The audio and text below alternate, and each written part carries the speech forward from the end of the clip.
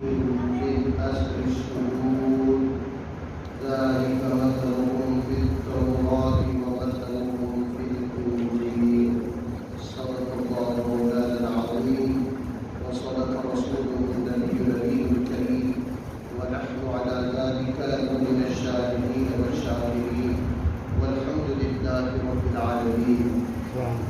ہزار بار بشویم داحوز مشکل نام روز نامت و گفتن کمال میں العزیز بلغ العلا بکمالہ کشف الدنیا بجمالہ حسنت جمیع خصالہ صلوا علیہ وآلہ. عزیزان گرامی، اللہ تبارک و تعالی کی بے حد و بے حساب حمد و ثنا کے بعد الحمدللہ یہ مہینہ سفر المظفر کا مہینہ ہے اور لوگ کہتے ہیں کہ یہ بھاری مہینہ ہے. حالانکہ یہ بھاری مہینہ نہیں ہے بلکہ یہ نفید مسرت والا مہینہ ہے. کہ یہ مہینہ آتا ہے تو یہ خوشخبری دیتا ہے کہ میرے بعد وہ مہینہ آنے والا ہے جس میں کائنات میں اللہ تبارک و تعالی نے اپنے محبوب کو مبعوث فرما کر بھیجا ہے. اور یہ مہینہ آمد مصطفیٰ صلی اللہ تعالی علیہ وسلم کی خوشخبری دینے والا مہینہ ہے. تو اس لیے بعض ہمارے بھائی سادہ لوگ بزرگ اس مہینے کو بھاری کہتے ہیں سفر کے مہینے میں سفر نہیں کرنا چاہیے، سفر کے مہینے میں کہیں آنا جانا نہیں چاہیے، کسی کام کی ابتدا نہیں کرنی چاہیے، نیا مکان بنانا ہو تو نئے مکان کو نہیں بنانا چاہیے. تو یہ سارے وہم و گمان والے مہینے ہیں. ہاں کبھی کبھی اللہ تبارک و تعالی کی طرف سے جو دن یا جس رات کو اللہ پاک نے خود فضیلت عطا فرمائی ہے، باقی کوئی ایام کوئی مہینہ اس دن یا مہینے کا اس کی فضیلت کے برابر نہیں ہو سکتا.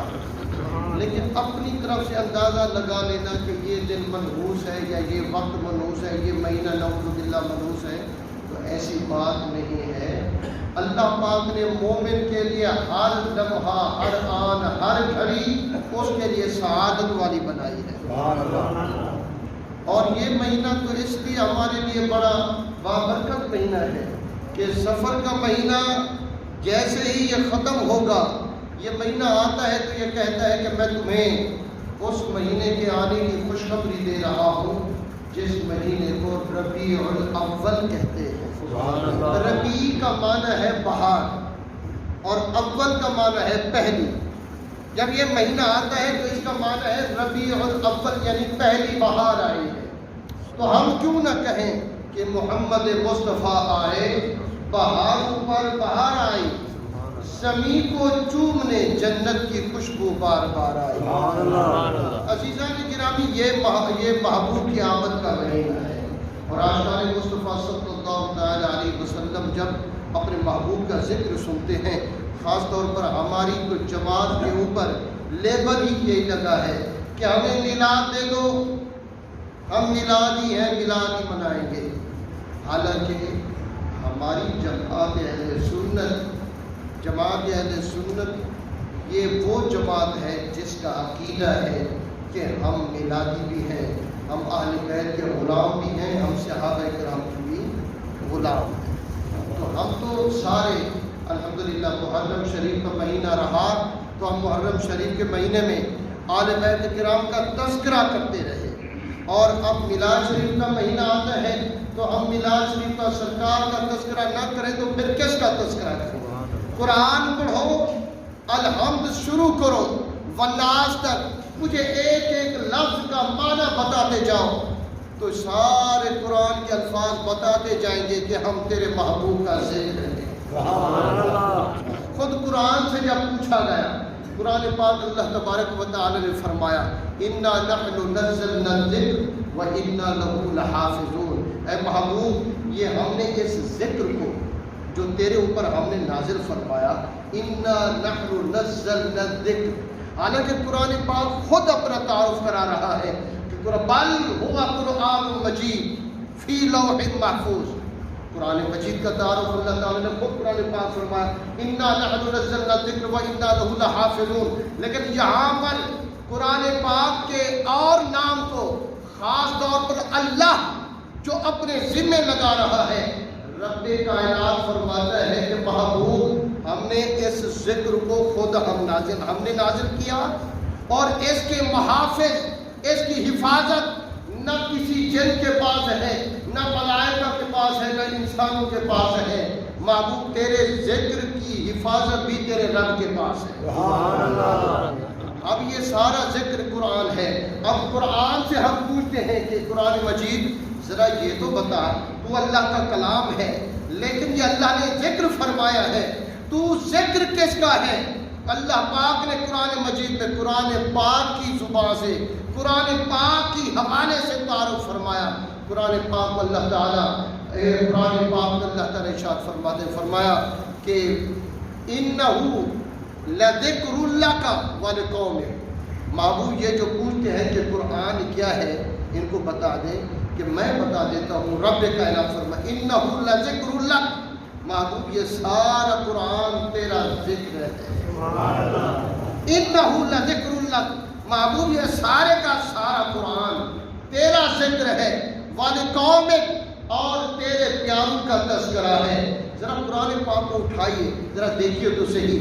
کہیں اللہ پاک نے آدم علیہ السلام کا تذکرہ فرمایا، کہیں قرآن پاک کے پاروں میں حضرت سیدنا نوح علیہ السلام کا تذکرہ فرمایا ہے، کہیں اللہ پاک نے حضرت ابراہیم علیہ السلام کا تذکرہ فرمایا ہے، کہیں قرآن پاک میں موسیٰ علیہ السلام کا تذکرہ، ادریس علیہ السلام کا تذکرہ، یحییٰ علیہ السلام کا تذکرہ، سیدنا عیسیٰ علیہ السلام کا تذکرہ، کہیں میرے آقا کے یاروں کا تذکرہ، کہیں میرے آقا صلی اللہ تعالیٰ علیہ وسلم کے سفر غار ثور کا تذکرہ، کہیں میرے آقا کے مدینے کا تذکرہ، کہیں میرے آقا کے مکے کا تذکرہ. جہاں جہاں یار چلتا گیا ذکر اترتا گیا. اب آئیے دیکھیے حضرت نوح، حضرت آدم علیہ السلام سے لے کر عیسیٰ علیہ السلام تک، میرے آقا کریم صلی اللہ تعالیٰ علیہ وسلم تک انبیاء کی تعداد 1,24,000 کم و بیش. 1,24,000 سے کچھ کم یا 1,24,000 سے کچھ زیادہ. اس لیے ہم کہہ دیتے ہیں تقریباً 1,24,000 انبیاء کرام. پھر انبیاء میں سے 313 اللہ پاک کے رسول ہیں. اکثر میں آپ کو یہ بات رٹوا دینا چاہتا ہوں، ذہن میں بٹھا دینا چاہتا ہوں کہ انبیاء 1,24,000، ان میں سے اللہ پاک نے 313 رسول بنائے. اور رسول اور نبی میں فرق کیا؟ مختصر عرض کرتا چلو. ہر نبی رسول نہیں ہوتا، لیکن ہر رسول ہوتا ہے اور نبی بھی ہوتا ہے. دیکھیے رسول کیا ہوتا ہے، رسول کا منصب کیا ہے؟ نبی کے لیے صرف نبوت ہے، منصب رسالت نہیں، لیکن رسول کے لیے منصب رسالت بھی ہے اور منصب نبوت بھی ہے. کیا مطلب؟ رسول وہ ہوتا ہے کہ جس کے پاس اللہ پاک کا صحیفہ آئے، رب کی طرف سے کلام آئے، یا رب کی طرف سے کوئی وحی آئے، یا رب کی طرف سے پوری کتاب عطا ہو، اس کو رسول کہتے ہیں. قرآن پاک میں اس لیے اللہ پاک نے ارشاد فرمایا تلک الرسل، یہ سارے اللہ کے رسول ہیں. فضلنا بعدهم على بعد، ہم نے بعض رسولوں کو بعض پر فضیلت عطا فرمائی. کون سی فضیلت؟ منہم من کلم اللہ، ان میں سے بعض رسول ایسے ہیں جن کو اللہ پاک نے یہ ان کو مرتبہ عطا فرمایا کہ رب کائنات نے بغیر فرشتے کے ذریعے، بغیر کسی وسیلے کے ذریعے ڈائریکٹ ان سے کلام فرمایا. رب نے فرمایا یہ تو وہ ہے جن سے میں نے خود کلام فرمایا، لیکن فرمایا اب یہ حیران ہونے کی بات نہیں. وَرَفَعَ بَعْضَهُمْ دَرَجَاتٍ، ان میں سے میرے ایسے رسول بھی ہیں جہاں کلام والے دیکھتے رہتے ہیں اور دیدار والے کہاں پہنچ جاتے ہیں. ان میں سے رسولوں کو کلام کی سعادت عطا ہوئی، وہ بھی بڑے درجے والے، لیکن رب فرماتے ہیں وَرَفَعَ بَعْضَهُمْ دَرَجَاتٍ، ان میں سے میرے ایسے رسول ہیں جن کو میں نے اس سے بھی بلند درجہ عطا فرمایا۔ اب آئیے پھر 313 رسولوں میں سے اللہ پاک نے 5 رسول اولو العزم چن لیے۔ اولو العزم 5 رسول، 1,24,000 انبیاء میں سے 313 بلند کر دیے۔ جو نبی نہیں ہیں ان کو رسالت نبوت دونوں مرتبے عطا فرمائے۔ اب نبی کا منصب کیا ہے؟ نبی وہ ہوتا ہے جو اپنے پہلے آنے والے رسول، جو رسول آ چکا، اس کی شریعت کو آگے بڑھاتا ہے، اس کی کتاب کی تعلیم دیتا ہے، اسی کی کتاب کو فالو کرتا ہے، اسی کے قانون کو آگے بڑھاتا ہے، اسی کے کلمے کو آگے چلاتا ہے۔ وہ نبی ہوتا ہے جو اپنے رسول کی شریعت کو آگے بڑھائے۔ رسول وہ ہوتا ہے جس کی کتاب اپنی، شریعت اپنی، کلمہ بھی اپنا ہو۔ 5 اولو العزم رسول، ان 313 رسولوں میں سے عزیزان محترم، ان 5 رسولوں میں جو 5واں درجہ ہے حضرت سیدنا نوح علیہ السلام کا، 4تھا درجہ سیدنا عیسیٰ علیہ السلام کا، 3را درجہ حضرت سیدنا موسیٰ علیہ السلام کا، 2 درجہ حضرت سیدنا ابراہیم علیہ السلام کا، اور سب سے بلند اور پہلا درجہ میرے اور آپ کے آقا مولا، میرے کملی والے، کائنات کے تاجدار، آمنہ کے دلدار حضرت سیدنا محمد مصطفیٰ احمد مجتبیٰ سرور کائنات صلی اللہ تعالی علیہ السلام کی ذات پاک کا درجہ وہ ہے کہ جو سارے رسولوں سے بہت بڑے رسول بن گیا۔ اعلیٰ حضرت فاضل بریلوی رحمۃ اللہ علیہ فرماتے ہیں کرنوں بدلی رسولوں کی ہوتی رہی، کرنوں بدلی رسولوں کی ہوتی رہی۔ قرن زمانے کو بھی کہتے ہیں کہ ایک رسول آیا ایک زمانے کے لیے، ایک قوم کے لیے، یہ بدلتے رہے۔ ایک رسول آیا، پھر دوسرا رسول آیا، پھر تیسرا رسول آیا، 313 رسول آتے رہے، 1,24,000 انبیاء آتے رہے، ان کا کلمہ، شریعت، زمانہ بدلتا رہا۔ یہ ان کے زمانے تھے جو بدلتے رہے، جو طلوع بھی ہوتے رہے، غروب بھی ہوتے رہے، لیکن میرے آقا کا مقام کیا ہے؟ کرنوں بدلی رسولوں کی ہوتی رہی، پر نہ ڈوبے نہ ڈوبا ہمارا کہ میرے نبی کا چاند ایسا طلوع ہوا کہ جو طلوع تو ہو گیا، اب روز قیامت آ سکتا ہے، قیامت ہو سکتی ہے، روز محشر بھی قائم ہو سکتا ہے، لیکن میرے آقا کی رسالت کا چاند اسی طرح طلوع رہے گا۔ عزیزان محترم، ہم جو میلاد مناتے ہیں، میلاد پاک منانے کی چند غرض و آیات ہیں۔ پہلی غرض و آیات، کچھ لوگ ہمارے برادران اسلام، میں نعوذ باللہ کسی پر کافر ہونے کا فتویٰ نہیں لگاتا، نہ کسی پر میری کوئی فتویٰ بازی کی کوئی عادت ہے، میرے اوپر یہی الزام ہمیشہ لگتا ہے کہ یہ نہ فتوے لگاتا ہے نہ کسی کو کافر کہتا ہے۔ تو میں تو ہر کلمہ پڑھنے والے کو مسلمان سمجھتا ہوں۔ ہمارے پاکستان کا آئین بھی اب جو لوگ اسٹیج پہ بیٹھ کر، ممبروں پہ بیٹھ کر فتوے لگاتے تھے، اب وہ پڑے ہیں جیل میں، ماشاءاللہ پڑے ہیں جیل میں، لوگوں میں فتنہ ڈال کر علاقے کا امن تباہ کر کے، اور بھی تو آپ نے تقریر کر کے چلا جاتا ہے۔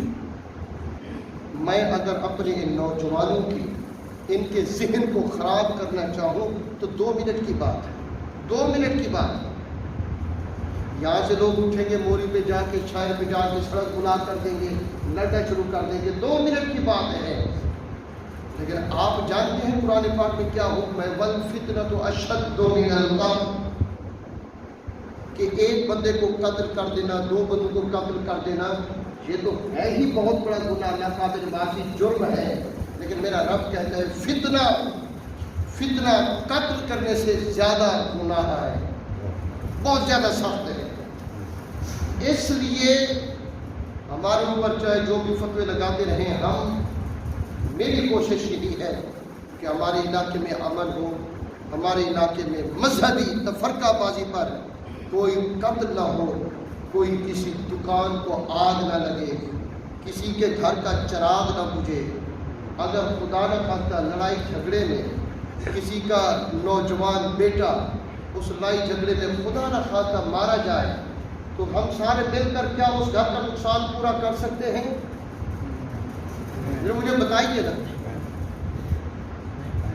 الحمدللہ ہم سارے مسلمان رہتے ہیں، ہمارے ہاں اگر کوئی ہندو بھی رہتا ہوتا ہمارے محلے میں تو ہندو اگر پورا من ہے تو اسلام تو اس کی حفاظت کی ذمہ داری لیتا ہے، اور اسلام کا قانون پتہ کیا ہے کہ اسلامی ریاست میں اگر کوئی غیر مسلم ہے تو حکومت وقت مسلمانوں کی حکومت اس کی ذمہ دار ہے کہ اس غیر مسلم کی جان مال عزت آبرو کی حفاظت کرے۔ میرے آقا کریم صلی اللہ تعالیٰ علیہ وسلم، بات کہیں سے کہیں چلی جائے گی تو ہم میلاد پر اعتراض کی بات کریں، لوگ کہتے ہیں کہ جناب یہ میلاد مناتے ہیں، کیوں؟ محرم شریف کا مہینہ ہو تو کہیں محفل میلاد پھر سج جاتی ہے، بلکہ اگر ربیع الاول شریف کا مہینہ ہو تو میلاد کا مہینہ، ربیع الثانی کا مہینہ ہو تو میلاد کا مہینہ، رمضان شریف ہو تو بھی میلاد کا مہینہ، ذی الحج شریف ہو تو بھی میلاد کا مہینہ۔ پتہ نہیں ان میلادیوں کو ہے کیا کہ جب بھی دیکھیں جو بھی محفل سجے اس کا نام رکھ دیتے ہیں میلاد مصطفیٰ صلی اللہ تعالیٰ علیہ وسلم۔ یہ سوال اکثر مجھ سے اپنے نوجوان دوست احباب کرتے ہیں، تو میں یہ چاہتا ہوں کہ اس کا جواب محفل میں دیا جائے تاکہ سب کو معلوم ہو جائے کہ ہم میلاد کرتے کیوں ہیں۔ اس کی پہلی وجہ توجہ ہے کہ نہیں؟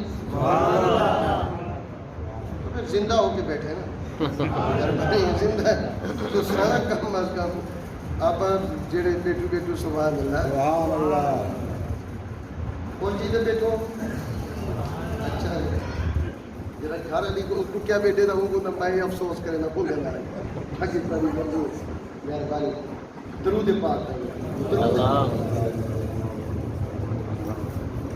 دیکھیے قرآن پاک اللہ تعالی نے سیدنا عیسیٰ علیہ السلام کا ذکر فرمایا۔ کیا فرمایا؟ حضرت عیسیٰ علیہ السلام کا ذکر فرمایا فَأَنفُخُ فِيهِ فَيَكُونُ طَيْرًا بِإِذْنِ اللَّهِ وَتُبْرِئُ الْأَكْمَحَ وَالْأَبْرَصَ وَأُحْيِي الْمَوْتَى بِإِذْنِ اللَّهِ۔ حضرت عیسیٰ علیہ السلام کے بارے میں اللہ تعالیٰ ارشاد فرماتے ہیں کہ حضرت عیسیٰ علیہ السلام مادر ذات الانبے کی آنکھ پر جو پیدائشی نبینہ ہوتا پہلے جس کی آنکھیں نہیں ہیں، پیدائشی نبینہ عیسیٰ علیہ السلام اس کی آنکھ پر ہاتھ پھیرتے، ہاتھ کے پھیرنے کے بعد اس کی آنکھیں اللہ پاک روشن ایسے روشن ہو جاتی جیسے کبھی نبینہ تھی۔ اچھا اس میں ان لوگوں کو بھی سوال ہے جو کہتے ہیں کہ یا اللہ مدد، میں اس بات کا بھی قائل ہوں کہ مدد تو اللہ ہی کرتا ہے۔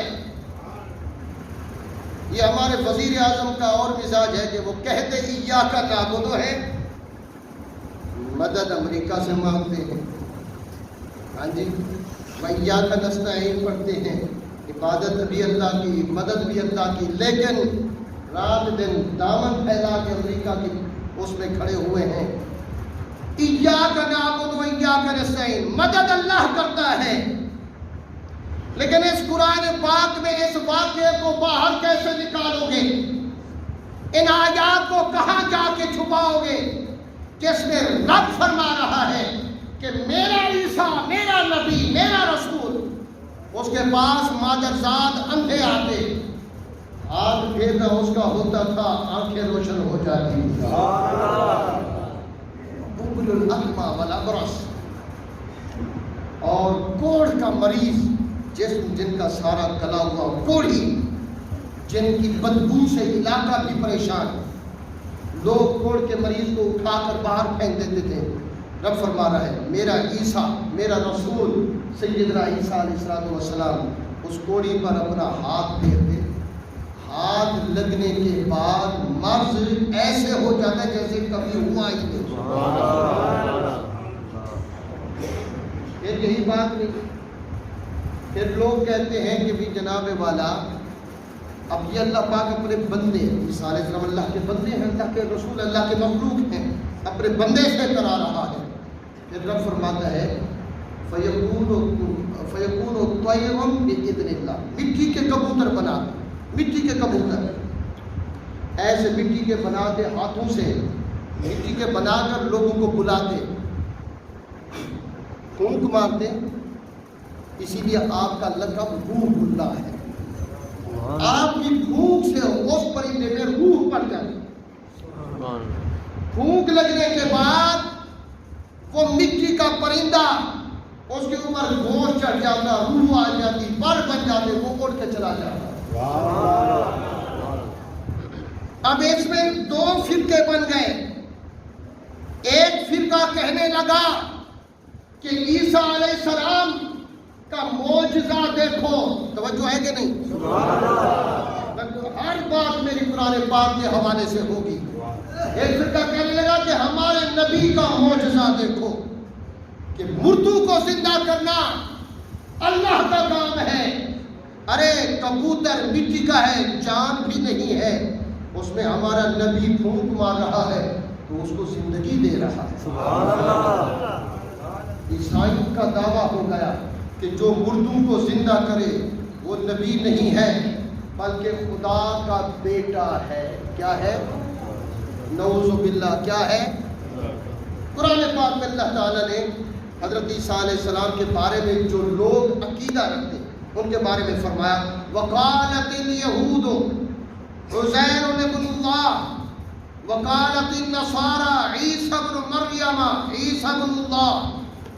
یہ قرآن پاک میں اللہ تعالیٰ نے یہ ان کا تعارف کرایا کہ قوم کا عقیدہ بن گیا کہ حضرت عزیر علیہ السلام اللہ کے بیٹے ہیں, اور ادھر حضرت عیسیٰ علیہ السلام یہ بھی اللہ کے بیٹے ہیں.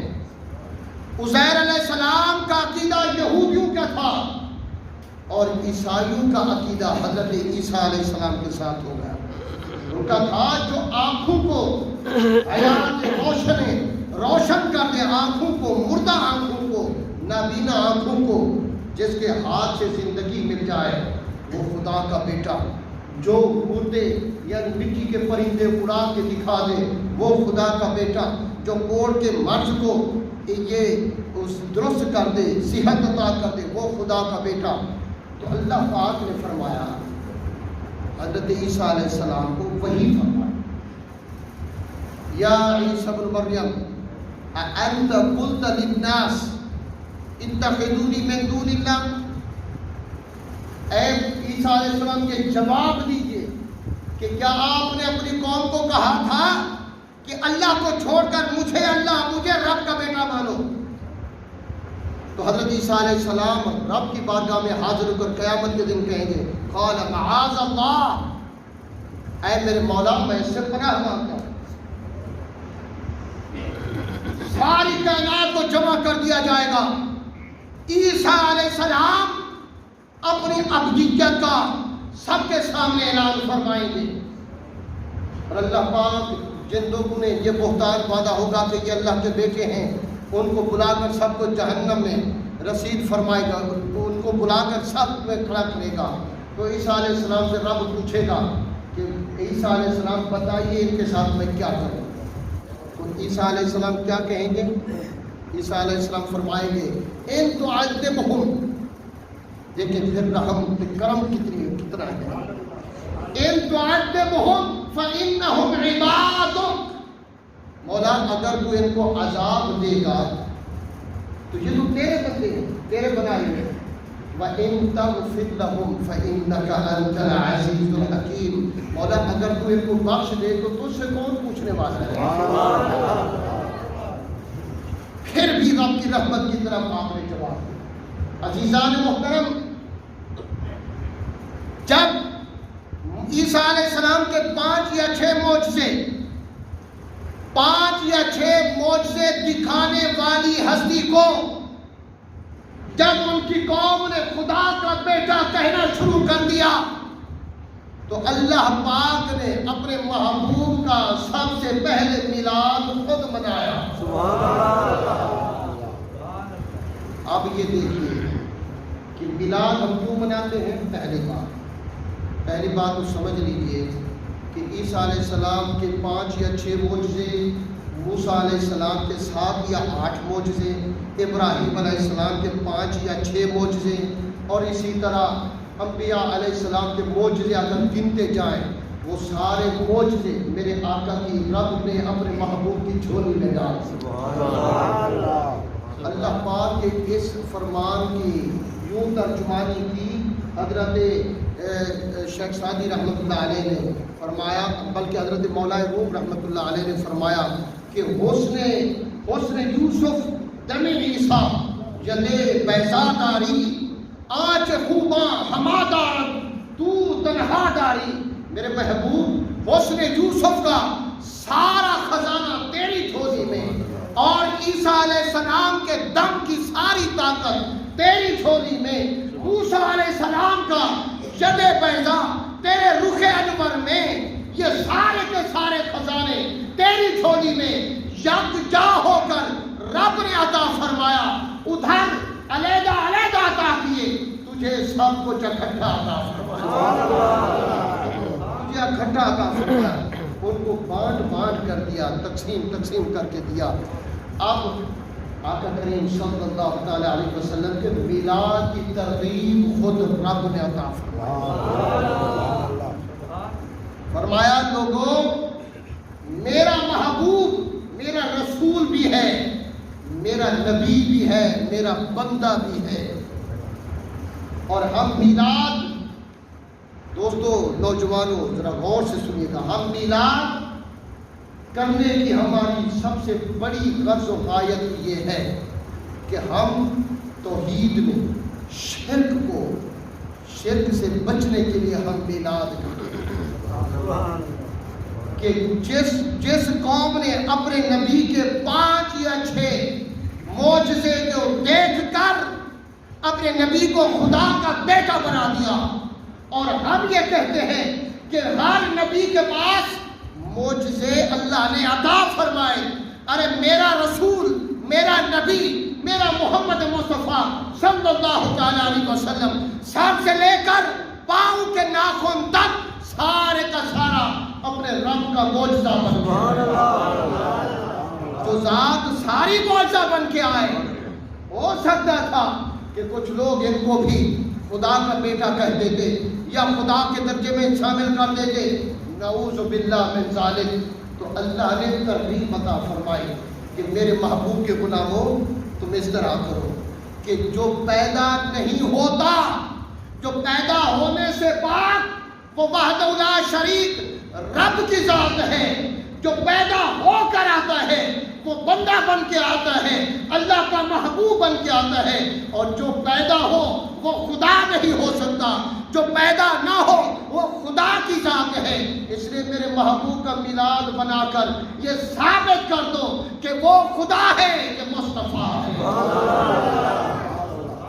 وہ خدا ہے، یہ بندہ ہے، وہ معبود ہے، یہ عبد ہے، وہ مسجود ہے، یہ ساجد ہے، وہ مطلوب ہے، یہ طالب ہے، وہ محب ہے، یہ محبوب.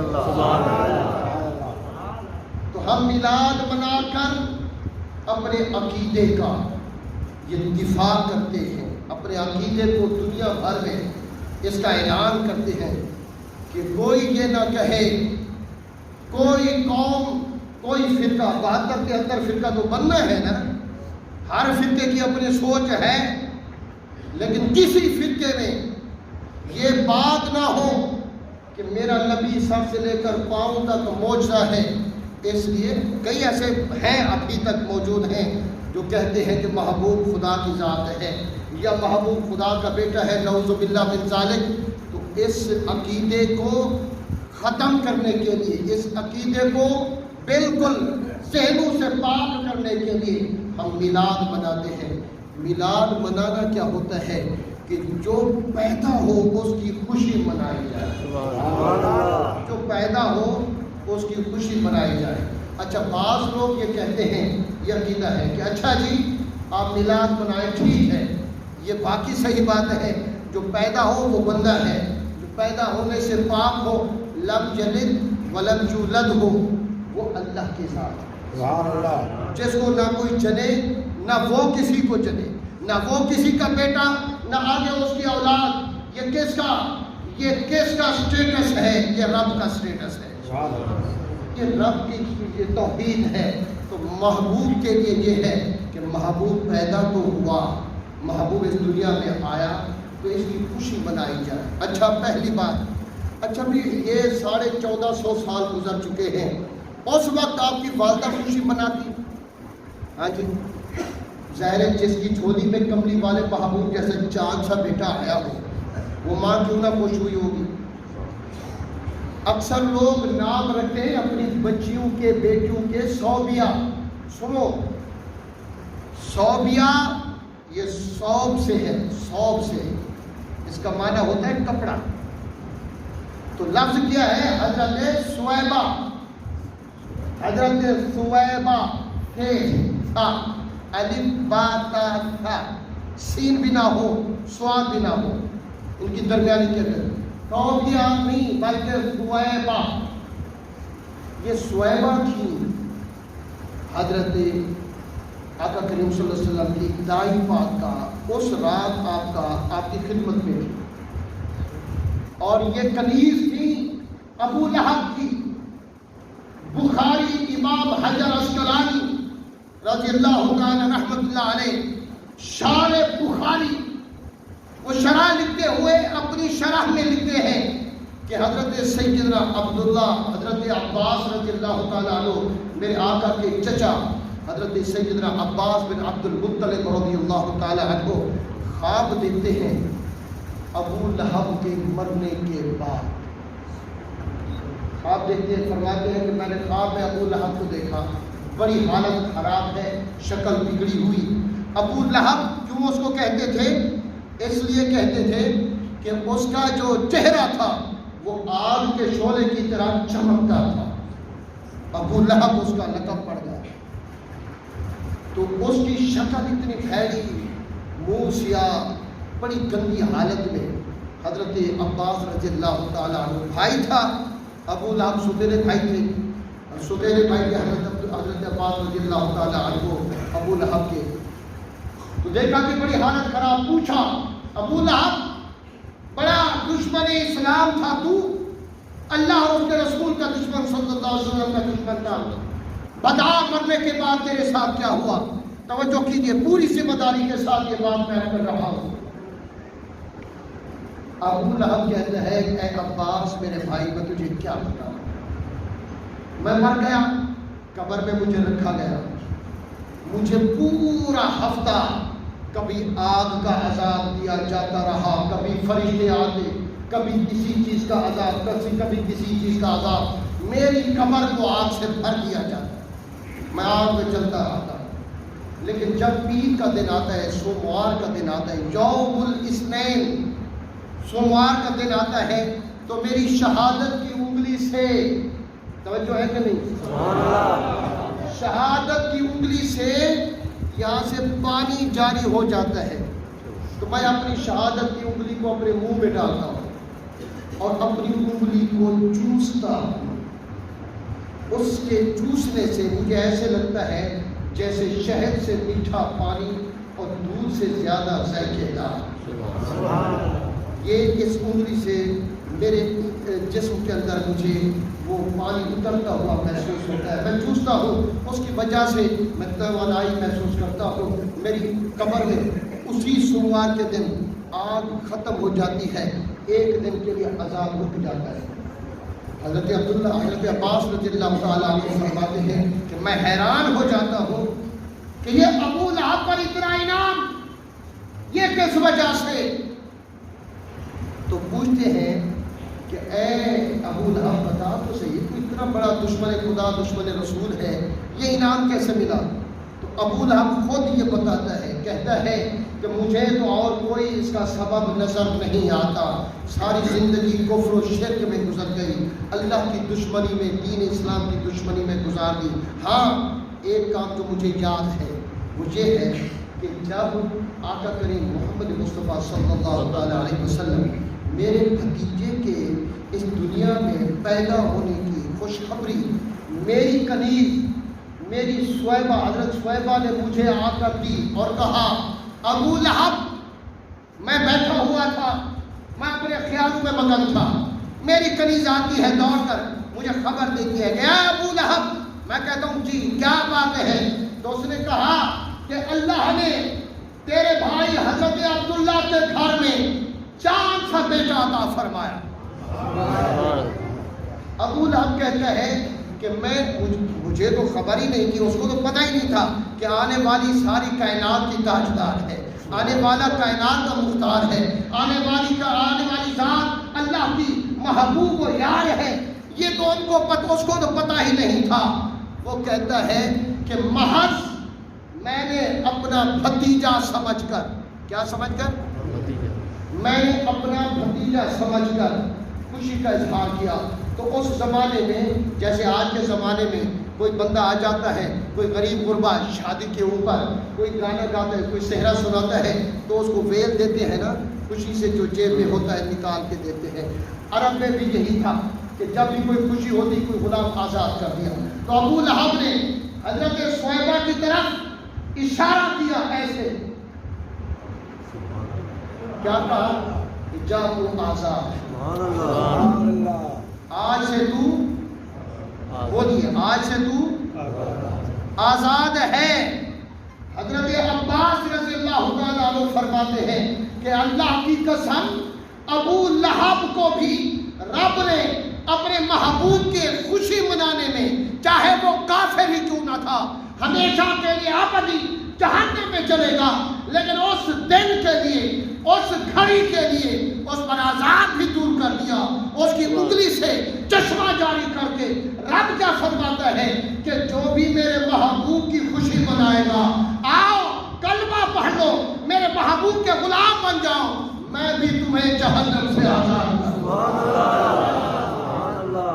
آزادی چاہتے ہو تو آؤ میں بھی تمہیں آزاد کروں۔ عزیزان گرامی، بس ابو لہب کو مرنے کے بعد قبر میں اگر اجر مل سکتا ہے، میرے محبوب کے زمانے میں بھی وہ مکے میں نبوت میرے آقا نبی بن گئے، نبوت کا تاج پہن لیا، اعلان فرما دیا، 40 سال کی عمر میں اعلان نبوت کا حکم ہوا۔ ابو لہب بعد میں مر بھی گیا۔ یہ 40-45 سال تک میرے آقا کریم صلی اللہ تعالیٰ علیہ وسلم کی عمر مبارک ہو گئی، لیکن پھر ابو لہب مر گیا۔ میرے آقا کریم صلی اللہ تعالیٰ علیہ وسلم مدینے میں ہجرت کر کے بھی آ گئے۔ تو حضرت عباس نے کتنے سال کے بعد خواب دیکھا، لیکن ابو لہب کو اس خوشی کا اجر اللہ قبر میں تو اسی طرح جاری فرماتا رہا۔ سبحان اللہ۔ تو دوستو، ہم یہ نہیں کہتے کہ اس سال 2021 میں میرے آقا کریم پیدا ہوئے، نہیں، بلکہ ہم اسی تاریخ کو یاد کر کے کہتے ہیں کہ آج کا دن رب نے ہمارے اوپر اپنی محبت کو، اپنی رحمت کو اپنے محبوب کی صورت میں ہمیں عطا فرمایا۔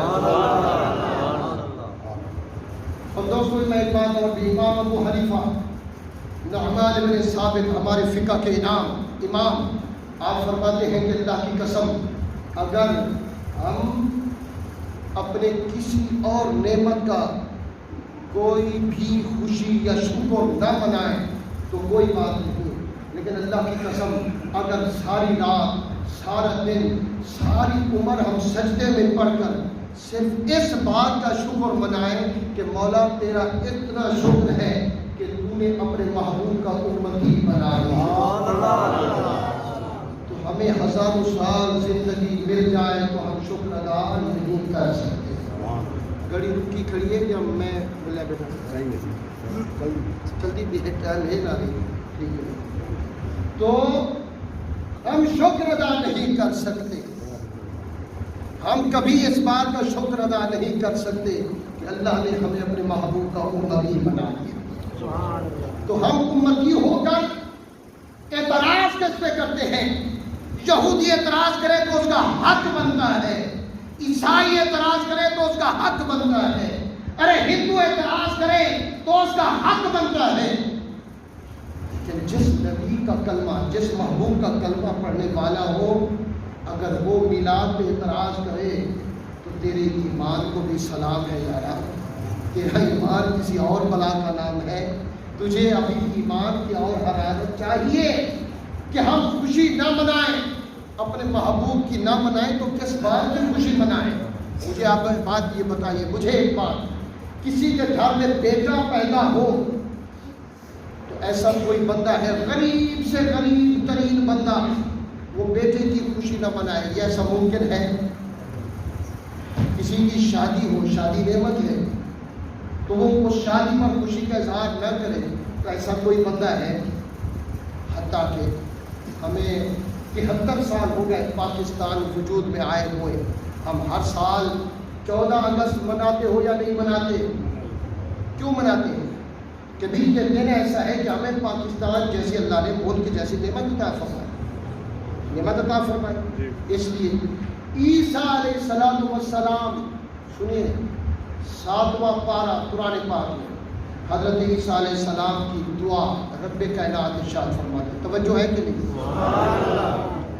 عیسیٰ علیہ السلام کی دعا، اس قال اللہ عیسی ابن مریم، جب میرا محبوب وہ وقت یاد فرما جب عیسیٰ علیہ السلام نے یہ دعا کی، اپنے رب کو پکارا، کیا کہا؟ اللہم ربنا انزل علینا مائدۃ من السماء، توجہ کیجیے گا، اللہم لفظی ترجمہ سن لیجیے، لفظی پھر کہیں گے کہ کوئی اپنی طرف سے کوئی بات نہ کی ہو، اللہم اے ہمارے پروردگار، ربنا ہمارے رب، اے اللہ اے ہمارے پروردگار، انزل علینا ہمارے اوپر نازل فرما، ہمیں عطا فرما، ہمارے اوپر نازل فرما،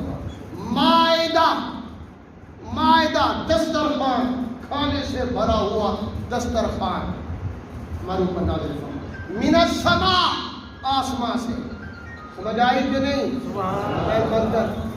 سمجھ آ رہی کہ نہیں؟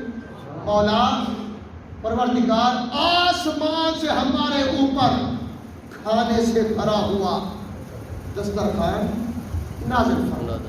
اچھا جی، پھر کیا ہوگا؟ اب سنیے غور سے، بات توجہ میری طرف، تکون لنا عیدا، مولا جو تو وہ دسترخوان عطا فرمائے گا، جب وہ آسمان سے ہمارے لیے اترے گا، تکون لنا عیدا، وہ ہمارے لیے عید کا دن بن جائے گا، تکون لنا عیدا، وہ ہمارے لیے عید کا دن ہوگا، عید کی خوشی بن جائے گی، کس کے لیے؟ لأولنا وآخرنا، جو ہم سے پہلے گزر چکے ان کے لیے بھی عید ہوگی، جو ہمارے بعد آئیں گے ان کے لیے بھی عید ہوگی۔ سبحان اللہ، یاروں ذرا توجہ کیجیے، اتر کیا رہا ہے؟ کھانا، اس میں کھانے میں گوشت ہوگا، باربیکیو جنت کا بنا ہوا ہوگا، ہاں جی، اور جنت کی ہانڈی ہوگی، جنت میں سے اترا ہوا مشروب ہوگا، جنت سے آئے ہوئے دسترخوان سے سجا خوشبودار وہ کھانا ہوگا۔ تو کھانا تو کھا رہے ہیں عیسیٰ علیہ السلام اور ان کی قوم کے 40 آدمی، جنہوں نے یہ کہا تھا، اے عیسیٰ علیہ السلام، کیا آپ کا رب اس بات کی طاقت رکھتا ہے کہ آسمان سے کھانا نازل کرے؟ حل یستطیع ربک ان ینزل علینا مائدۃ من السماء، کیا تیرا رب طاقت رکھتا ہے کہ ہمارے اوپر آسمان سے کھانا نازل کرے؟ عیسیٰ علیہ السلام نے کہا اتقوا اللہ، اللہ سے ڈرو، اللہ کی طاقت کا امتحان لینا چاہتے ہو؟ اتقوا اللہ ان کنتم مؤمنین، اگر ایمان والے ہو تو اس بات سے باز آ جاؤ۔ لیکن انہوں نے کہا نہیں، ہم تیری طاقت، تیرا تعلق دیکھنا چاہتے ہیں کہ رب تیرے لال اٹھاتا ہے یا نہیں اٹھاتا۔ تو آسمان سے دسترخوان نازل ہوا، چکن ہوگی، مرغا بھی ہوگی، یا کوئی اور جنت کے پیارے سے جانور کا گوشت بھونا ہوا ہوگا، ہاں دسترخوان آیا، اس میں سے کھانے پینے کا سامان آیا، تو عیسیٰ علیہ السلام قرآن پاک ان کی زبان کی ترجمانی کرے، اور یہ رب کا فرمان ہے۔ رب کہے کہ عیسیٰ علیہ السلام کہے کہ جس دن کھانا نازل ہو وہ دن عید کا ہو، اور ہمارے بعد میں جو آنے والے ہیں ان کے لیے بھی عید کا دن، جو ہم سے پہلے گزر چکے ان کے لیے بھی عید کا دن۔ تو میں یہ سوال کرتا ہوں کہ جب کھانا نازل ہو تو عید بن جائے، اور جس کے لیے ساری کائنات ہو، اور جس کے لیے ہم سارے غلام بن کے آؤں، جس کے در پر عیسیٰ بھی غلام ہو، جس کے در پر عیسیٰ بھی مرتدی ہو، جس کی صف کے پیچھے آدم علیہ السلام بھی ان کے دیدار کے تمنائی ہو، ساری کائنات جس کے در کی گدا ہو، وہ محبوب جس دن ملے وہ دن کیوں نہ عید کا دن، وہ دن کیوں نہ عید کا دن۔ تو ہم عاشق لوگ قرآن پاک میں غوطہ زن ہو کے دیکھتے ہیں۔ یہ میلاد شریف منانا یہ آپ کی بات نہیں ہے، ہر نبی مناتا آیا ہے، شکل مختلف ہوتی ہے، شکل مختلف ہوتی ہے۔ صحابہ کرام بھی میلاد مناتے تھے، اور وہ میں آپ کو بتا دوں کیسے مناتے تھے۔ کتنا ٹائم بعد 2 بجے